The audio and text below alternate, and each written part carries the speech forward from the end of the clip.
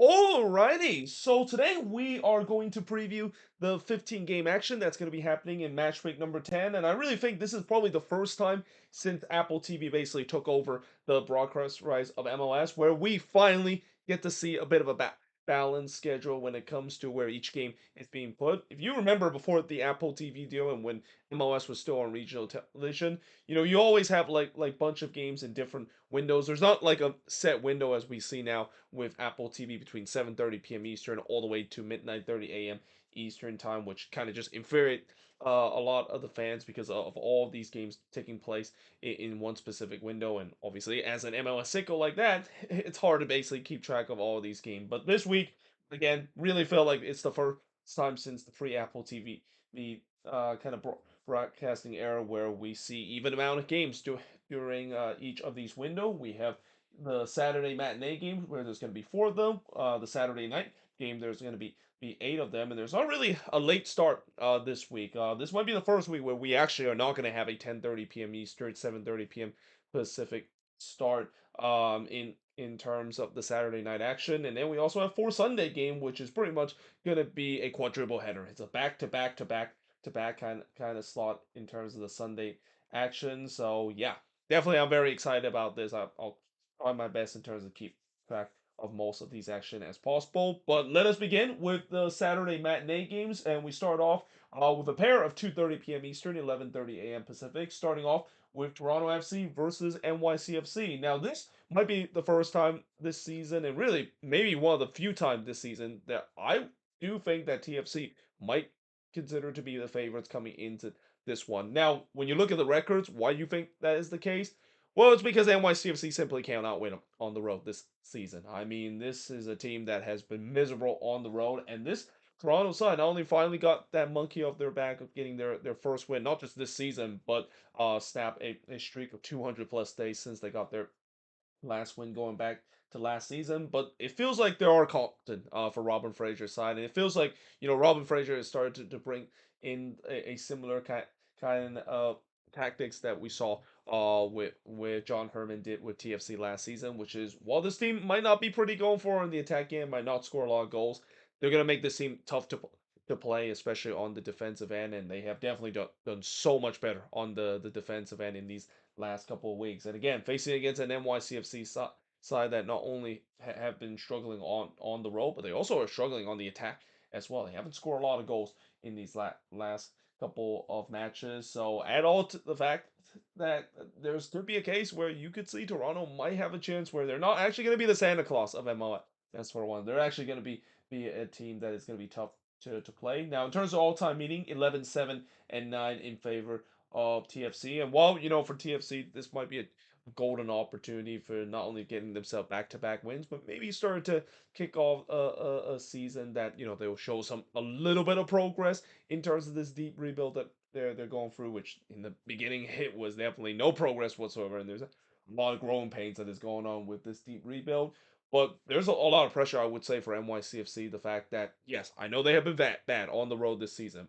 And I know you're facing against a Toronto team that does not look like the same Toronto team that we saw a couple of weeks ago being a bottom feeder. But you got to say that this has got to be a game that they have to win. If they don't win this game, I think NYCFC fans will not only be up in arms, but Pascal Janssen. I know he's only been at the job for 10 games now, but there's definitely already some pressure that you could say he could be under, especially with the fact that this is a front office of NYCFC that is not very patient when it comes to hiring and firing their head coach. Now, moving on, we got Cincinnati versus Sporting KC. So this is the other 2:30 p.m. Eastern, 11:30 a.m. Pacific start. Cincinnati 6-1-2, whereas Sporting KC is 2-1-6.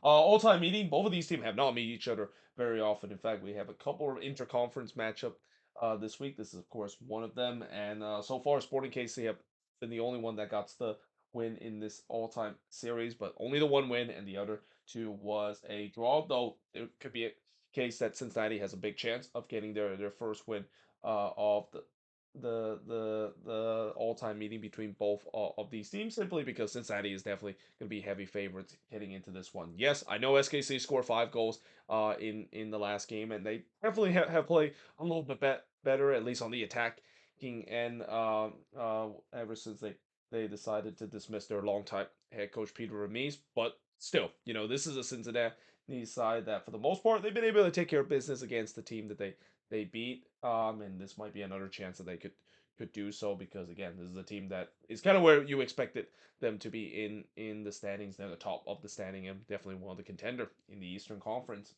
And then we move on to the Philadelphia Union versus DC United. And yeah, this is definitely a matchup the DC fans are not looking forward to because it feels like anytime when Philly play against DC, it feels like there could be a belt to ass moment that could happen because the Union just simply for the last couple of years have just dominated DC United over the years. And when I say dominate, I mean I mean it in a way that remember that one year when the Union put up a 13-1 aggregate over the two games against DC. But in terms of the all-time meeting, 28-10 in favor of the Philadelphia Union. The Union is 5-1-3, whereas DC is 2-3-4. They did get a big Atlantic Cup win last week against the Red Bulls, so maybe that one might be using a confident booster in terms of a team that not only is their ultimate boogie team, but this is a game that I think DC fans have always dreaded because the Union simply have owned DC these last couple of years. But this will be the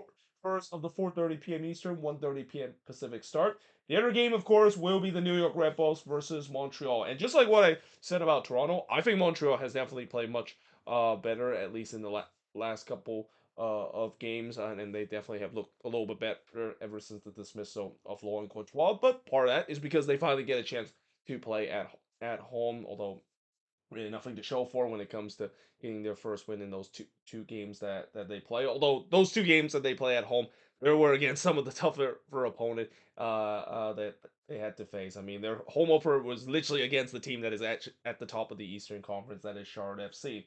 Now they go on the road against a Red Bull side that, again, this Red Bull side, they've been heavily rely on their home form as kind of the reason why they're kind of stuck in mediocrity. But now it's kind of not only stuck in mediocrity, but kind of going the wrong way because that loss against DC, that was not a great loss for this Red Bull side, especially against not only their rival but against a DC team that was pretty much falling off the cliff.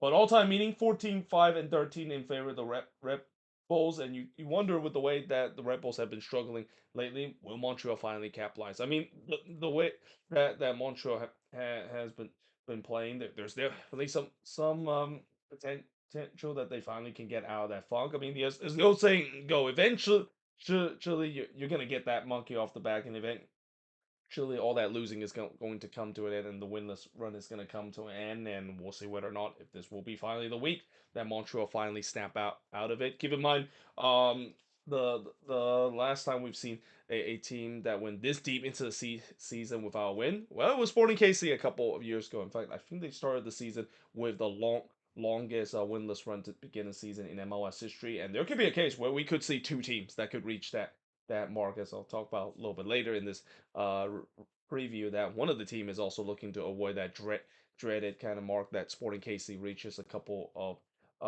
seasons ago of starting the season 10 games without a win. Now, moving on, in terms of the Saturday night game, the first of seven games and the first of four that starts at 7:30 p.m. Eastern, 4:30 p.m.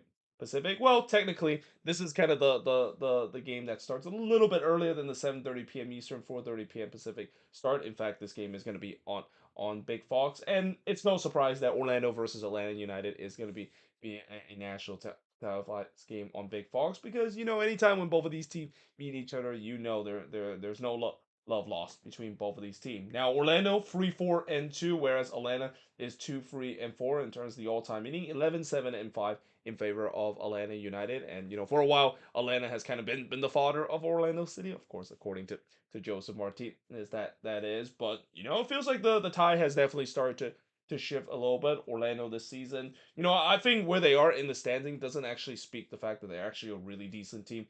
In the Eastern Conference, and when you look at this Atlanta team, I mean, this has just been an absolutely dismal start for this team. A lot of player underachieving on this team, especially on the attack and the defense. Just cannot keep the ball out off the net. So this could be a chance where Orlando finally might have a statement win against Atlanta, and maybe years of them kind of becoming the fodder of Atlanta might finally maybe use in a way where they could put up a big smacking. But then again, you could also say for Atlanta United, if they want to get out of this funk and start to get kickstart a winning streak to get themselves back on track, this is the team that they need to do. I mean, when you're facing against your most hated rival, this has to be the game to motivate the players and get into games. And we have seen before when Atlanta does play against big teams or play in games that has a lot of meaning, that they usually show up in those games. I mean, we saw it last year when they play against Inter Miami, how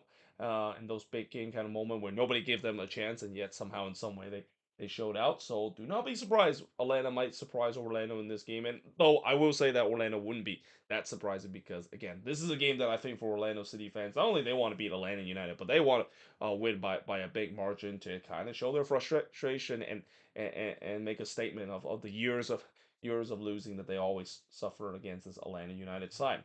Now, moving on, we got San Diego versus RSL. So this, I think, is the first time where San Diego gets to play against a team that they already faced before. So we know that this is a matchup that happened early in the season. In fact, I think this is well, actually no, this is only the second game that San Diego played on the road. I was thinking this was the first road game that San Diego played, and then I forgot the fact that they play against the Galaxy on the road to kick off their life in MLS, and that definitely was a memorable experience for San Diego fans alike, and something that they'll remember for a very long time. But yeah, 4-2-3 is San Diego record. They have definitely kind of cooled off a little bit, and I think there are teams that are starting to kind of found out how to play against the San Diego side. But for this game, they're playing against an RSL team that, yeah, they are not doing very well so far this season. Now, the good news for RSL is that they are going to get Diego Luna back in this game after his red card was rescinded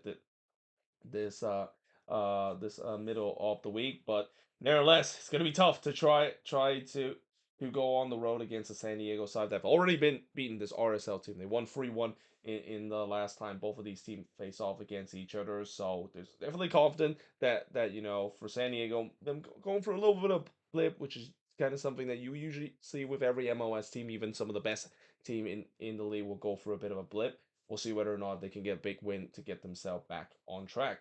Now, moving on, we got Columbus versus the San Jose Earthquakes. Now, this is kind of interesting because I would say this is kind of the DeJuan Jones derby in a way where, DeJuan Jones recently signed with the San Jose Earthquakes. I'm not quite sure will he immediately get minutes for this Quakes team, but if he does, it's kind of crazy the fact that he got traded to the Quakes, and then immediately the first game that he played in his debut for the San Jose Earthquakes is against his former team, that is the Columbus Crew. But the Crew have a 5-3 and 1 record, and I'm pretty sure they're probably going to be playing very angry in this game because of what happened last week, losing to Inter Miami to end their unbeaten run. Facing against a Quake side that, oh boy, I mean, when you face against an angry Columbus team, I don't have a lot of hope the Quakes can get something out of them, especially of my concern when it comes to the defense and also just basically non-existent goalkeeping that's been going on in the last couple of games ever since the injury of Danielle.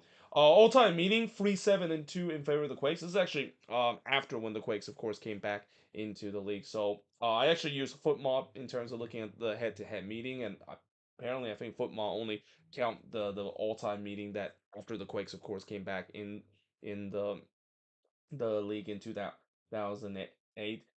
So that's why there's a very few in terms of all-time meeting. I'm pretty sure before that there was a lot of more all-time meeting between both of these teams. The charter team of MLS, one of 10 teams that came into the league back in the first season in 1996. So yeah, again, this is a game that I think Columbus should easily win. But let's see whether or not the Quakes can surprise me a little bit, and especially with the way that let's just hope that they actually can defend for once. I mean, it's great to see how good their attack is, and it's going to be definitely tested against one of the best defensive team that is Columbus. But it really doesn't matter when you just cannot keep the ball out of the net, and the Quakes have had a really tough time in terms of trying to keep the ball out of the net in the last couple of games. Now, moving on, we got Charlotte versus the New England Revolution. So Charlotte currently have a 6-1-2 record. They're currently at the top of the Eastern Conference against a rejuvenate New England team, and a team that a couple of weeks ago, it looks like it was doom and gloom, and it looks like Caleb Porter was most likely the next head coach to be axed. But now it seems like I said, his seat has definitely cooled in the last couple of weeks. Now, there's no doubt that this is going to be the toughest task that he has to face against a Charlotte team that is basically perfect so far this season at home. I think they're the only team to win every single home game so far this season without even drawing or losing their game, and there's a chance they can go 6-0-0 in this one against a New England side that, again, they have definitely been a little bit better when it comes to the last couple of games. They still haven't been playing pretty soccer, but one thing that New England fans are very excited is the fact that they finally score an open play goal. I mean, that last week game against NYCFC, of them scoring an open play goal, you can't imagine how much pressure has now put off on these attackers that have just pretty much been snake bitten week in and week out of just not being allowed to score an open play goal. Now, in terms of the all-time meeting, New England actually has a better all-time meeting than Charlotte, 4-0-2 against Charlotte. So yeah, New England does tends to match up well when they play against Charlotte, and we'll see whether or not if they can do so in this game against a team that, like I said, at home this season they've been absolutely untouched. Chabot, and as I said, I think they're the only team in MLS right now to have win every single home game to begin the season. Now, moving on, we got Nashville versus the Chicago Fire. So this game is the first of two games that start at 8:30 p.m. Eastern, 5:30 p.m. Pacific. Nashville is 4-1-4, and for Chicago, they're dead even in terms of their record: 3 wins, 3 draw, and 3 losses apiece. Now, keep in mind this is a Chicago team that has been playing much better on the road compared to them playing at home. So you got to say that there's a case that they'll be very happy that they're playing on the road in this game compared to them playing at their home patch, which is something that they have yet to get a win so far this season at Soldier Field. Now, in terms of the all-time meeting, 4-2-1 in favor of Nashville. Nashville has matched up well against the Chicago Fire, but again, the thing about Nashville is that this is just such an unpredictable team this season, and at times a very inconsistent team at time. Which I think if you're a Nashville fans, you might take that rather than what happened last season when the team was just consistently bad. But it's got to be frustrating if you're a Nashville fans, the fact that there are potential that this team could be great, and especially what BJ Callahan has changed the identity of this team. Yes, there are going to be some growing pains, and I think maybe that's kind of what we're seeing so far this season, where there's been times where they haven't been sharp, but it's still kind of frustrating if you're a fan of the team that is very inconsistent, and you just never know if they're going to be playing at their best or not, as we've seen this season for Nashville, and we'll see whether or not if they can do so against a Chicago team that, again, I think this is another team where I don't think the record really shows how good that they are this season. Greg Berhalter has done a really good job in terms of coaching this team. It's just that, obviously, speaking of growing pains, they need to cut out the growing pains of giving up boneheaded play, which obviously that's not going to be easy to do, consider that's been kind of the decade-long misery that the Chicago Fire and certainly their fans have to live with in this franchise history. Now we move on into the other 8:30 p.m. Eastern start. So it's the Houston Dynamo versus Austin FC. So we see another Copa Tijas matchup in this one. The Dynamo is 1-4-4, whereas Austin is 5-1-3.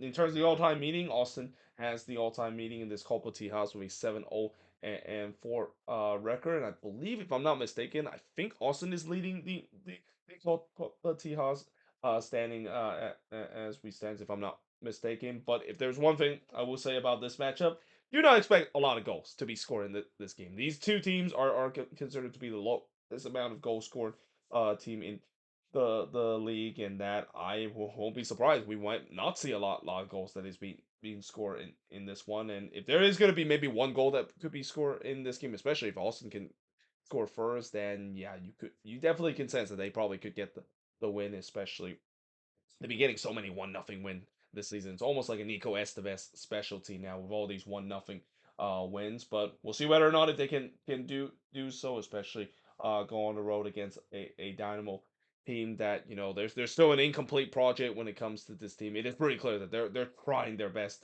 to keep themselves relevant until in the summer transfer window, where you probably expect this team should make some big changes, and in terms of making some big signing to booster the team, because when you have an incomplete roster like they have right now, they have to make some changes if they want to still consider themselves to be a playoff contender as the season ends.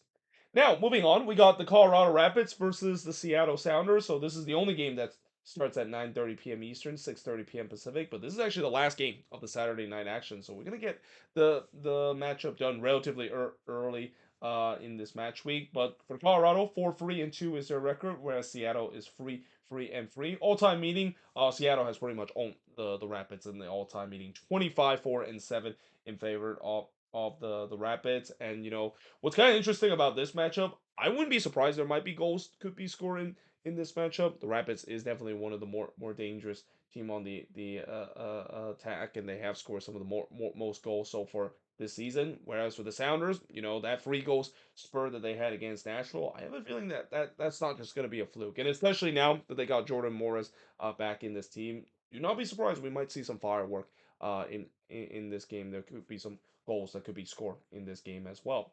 Now, let's jump into the Sunday games where we also have 4 Sunday game, and as I said, it's pretty much a quadruple header with back to back to back to back Sunday game. And we start off with Minnesota versus the Vancouver Whitecaps. So this should be a tasty matchup between two teams that is near the top of the standings. 3 p.m. Eastern, 12 p.m. Pacific. Minnesota with a 4-4-1 record. And what is so frustrating about Minnesota is the fact that this team should definitely be much better than where they are in the standings, and especially how many times I always have to kind of talk about the blown leads that they had in those game a couple weeks ago. If they didn't have those blown leads, they would be leading the Western Conference right now. No, I will say that now the frustration I have with Minnesota, despite the fact that they're still doing relatively well in the standings, is they can't score goals right now. I mean, these last 2 games, they haven't scored a single goal. I mean, they haven't given up a goal. The defense has been relatively good. Well, you eventually gotta have to score or to win games, and it's not gonna be easy against a Whitecaps team that, again, this team just kind of defy all logic this season. For a team that was supposed to be a team that is one of the least likely to go on a deep CONCACAF Champions Cup run and one of the least likely to do well this season, they have defied all expectation of not only bouncing CONCACAF Champions Cup play, but also do well in MLS play as well. So I would not be surprised if Vancouver will really put up a fight in this one, even after the big game that they have against Inter Miami, because it's been shown time after time again, it really doesn't matter if they come off a big win in the CONCACAF Champions Cup. They're ready to go at it again in the league, and that's what I'm kind of concerned for Minnesota in this one. This is probably the toughest game that Minnesota will play, and it also doesn't help the fact that for Minnesota this season, besides the first game of the season against LAFC, they really haven't played anyone this good. They haven't really faced against elite competition, so this could be also a good test to see whether or not if they're actually going to be considered to be the best in the West, and maybe send a message to the rest of the league that this team is a force to be reckoned with, because against a Whitecaps team that pretty much nobody except for the Chicago Fire has been able to beat them. This is going to be the toughest task that Eric Ramsey's side will have to face, and we'll see whether or not if they can get get something. Especially, I think the other thing that's big for Minnesota in this game, playing at home.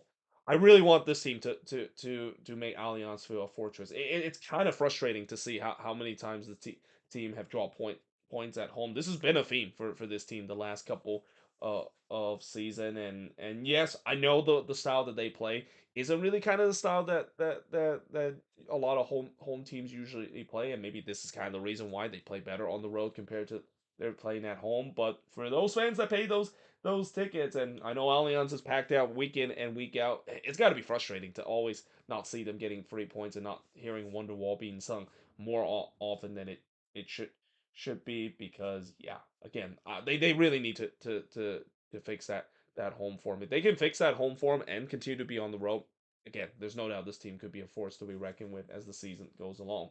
Now, moving on, we got Miami versus FC Dallas. So one of the reasons why there's so many Sunday game is because the Vancouver and Miami game, those games were kind of moved to a Sunday because both of these teams are playing on a Thursday in the CONCACAF Champions Cup, and obviously you can't play those game on Saturday. That's just very unfair to teams that play in the CONCACAF Champions Cup. So they're playing at home in this one in Miami against Dallas, 5 p.m. Eastern, 2 p.m. Pacific. of Miami's the last team to be unbeaten so far this season with a 5-3-0 record, whereas Dallas have a 3-3-3 record. In terms of the all-time meeting, 3-2-0 in favor of FC Dallas. It's hard to believe Inter Miami has never beaten FC Dallas, at least in regulation. Yes, Miami have beaten Dallas, if you remember.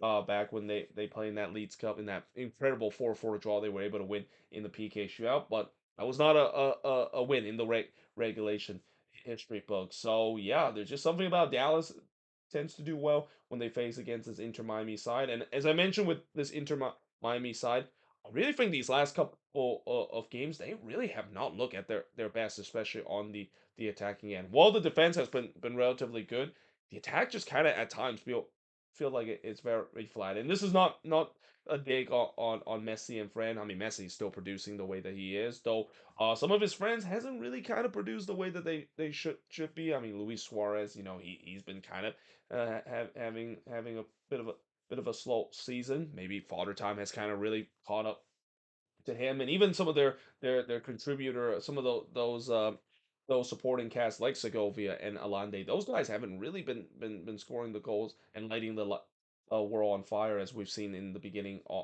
of the season. And consider that they also have traded a couple of their supporting cast player as well during the transfer window. I mean, yeah, again, this is still going to be a good team. But I am gonna be concerned when the fact that as we get into the summer period when they do have just so many games that's gonna be happening at the same time, will we see maybe a dip of performance? And these are kind of the time where they really need to capitalize in terms of winning games because these are kind of the time where they might not be playing as much games as they should be compared to what they have to endure on in the summer. Actually, I take that back. They've also have already battled have to play a lot of games for a huge amount of time. But we're getting to the part of the time where they're not going to be playing as much game, especially I think doing May. That is kind of the one time where Miami actually for once is not going to be playing 3 games in 7 days like every single week. So you kind of had a sense maybe a fresh Miami team will look more resilient and that maybe the fact that they haven't really been at their best is because of how many games that they play at the same time. But yeah, against a team that again they haven't had a good history against them, haven't even got a win in regulation. We'll see whether or not that's different in this game. Now, moving on, we got LAFC versus St. Louis City. So this is the Sunday night soccer game of the week, even though it's kind of weird that this is the Sunday night soccer game, and yet we still have another game after this as well. And if anything, if you're gonna make a Sunday night soccer game, you might as well make both of these a Sunday night soccer game, especially this one. I feel like this probably should have been the Sunday night soccer game because LAFC versus St. Louis hasn't really kind of had that glitz and glamour as maybe some of the schedule maker or some of the broadcasters decided to pick this game as the Sunday night soccer game was hoping in the beginning of the season. But that being said, LAFC have a 4-1-4 record, whereas St. Louis is 2-3-4. And in terms of the all-time meeting, LAFC have won pretty much all but one meeting, 3-1-0 against St. Louis, as this game starts at 7 p.m. Eastern, 4 p.m. Pacific. I also would not be surprised if this could be a low-scoring game. Again, these are two teams that are not known to score a ton of goals, and that's kind of crazy to say about LAFC this season. But yeah, when you look at some of the games that they haven't had a lot of games where it's just an absolute blowout that they have against their opposition. So do not be surprised it could be a low scoring game, and also against the St. Louis side that while they're a very good defensive team, it has took a lot of sacrifice when it comes to how bad the attack is for the St. Louis side throughout the season. So yeah, again, for a game like this, I feel like if they're gonna make an entertaining game, maybe this might not be the game that they should have chose as a Sunday night soccer game because we know the next game between the Galaxy and the Portland Timbers that probably might bring some excitement. Though I will say that in the last meeting, it didn't really quite live up to the excitement as we've seen in previous meeting. In fact, the last meeting, the biggest talking point is still that blown call that happen in that game, and I'm pretty sure Phil Neville he will absolutely tear the referee once again, and maybe even get himself sent off if he's gonna have another call that goes against his team. And I do feel bad for Timbers fan because again, when you look at some those two games that they have, those are two crucial point drop because of mistakes that pro at least admittedly said that they got it wrong. But coming into this one, the Galaxy is the other team that have yet to win a game. They have now gone officially the longest out of any defending MLS Cup champions without a win to start the season. Whereas the Timbers, they're 4-3-2 as this game starts at 9 p.m. Eastern, 6 p.m. Pacific. All-time meeting 15, 10, and 14 in favor of the LA Galaxy. And like I said, this could be a game where there could be some fireworks. Yes, I know the Galaxy, when you look at how they've been playing, they haven't really kind of got going in terms of the goal scoring form, but they're facing against a Timbers defense that, yeah, you know what you're gonna get with the Portland Timbers. This is a team that is very top heavy and have a lot of firepower on the attacking end, but on the defensive side, there's a lot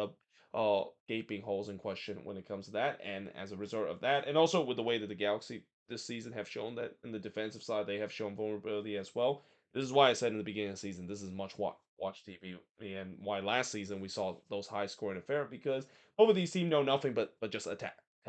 And I would not be surprised we will see a lot of goals that could be scored in this game, or the fact that we might see a letdown like what we saw in the first meeting between both of these teams. Although I will say that maybe the reason why that was the case was both of these teams weren't really at at their best. And in the case of the Galaxy, they're still not at their best. But the Timbers are definitely is, albeit there's again some major issue when it comes to the defense that this team has had. But there you have it. That is pretty much it. Looking at all of the games that's going to be happening in match week number 10. Like I said, it's great to finally see some balance in the schedule. This is going to be something we're not going to see a lot this year. Especially with the way that I think as we get into the warmer month, there's going to be more games that's going to be happening in Saturday night, because it gets to a point where you're probably not going to see as much matinee game because you simply cannot play day games in some of the hotter market around MLS, as we might see right now with some of the market pretty much are forced to play matinee games, because you definitely do not want to play games in like 30 or 40-degree weather, and the attendance, of course, that hasn't been good. Now, despite that, the attendance actually still have not been great. In fact, the attendance have still been down, and maybe a lot of that is due to the fact that, again, the economy right now is not very good, and also the weather as well. It's been unreasonably cold in some part of the U.S. Also unreasonably cold for a while now compared to what we've seen the past couple of seasons. But still, I expect as we get into the summer, we're not going to get these kind of luxury of having 4 games that's happening on Saturday matinee, 4 games that's happening on Sunday, and only going to be 7 games that's taking place in that meat grind known as the 7:30 p.m. Eastern window, all the way to midnight 30 a.m. Eastern time. But as always, let me know in the comments below what do you think of this preview, and as always, let me know in the comments your prediction for all 15 of these games. And yeah, hope you guys enjoyed this video. If you do, make sure you guys leave a like, smash the subscribe button, and yeah, I of course will see you guys next time.